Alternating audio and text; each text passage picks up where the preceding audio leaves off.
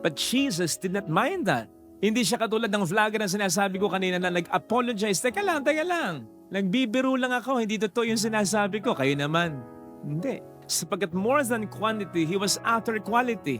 Higit pa sa napakaraming mga sumusunod sa Kanya, ang gusto niya yung totohanang magiging tagasunod o alagad niya. Kaya naman sa una pa lamang ay nagiging very honest na siya para sa kanila. Kasi gusto niya na sila at tayo rin ngayon ay maging totoo sa Kanya.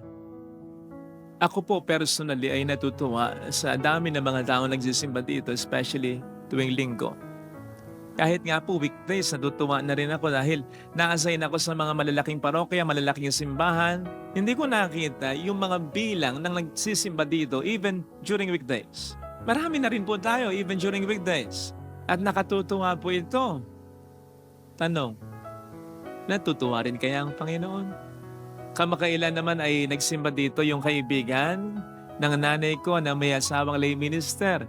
At nagkukwento ito sa nanay ko na ibinidaw daw nito sa kanyang asawang lay minister na dito sa atin pag Sunday, halos 18, halos 20 ang mga lay ministers.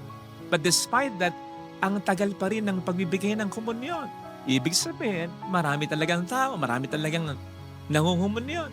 Napawaw daw yung asawa nitong lay minister. Wow! Ang tanong ay, napapawaw rin kaya ang mga angel ministers in heaven? Nasabi ko kanina na pagkatapos ng tagpong ito ay marami pa rin ang sumusunod sa Panginoon pero konti na lang dyan ang tunay at totoong sumusunod sa Kanya. Hindi kaya ganun din tayo dito. Napakaraming nagsisimba, napakaraming nangungumunyon pero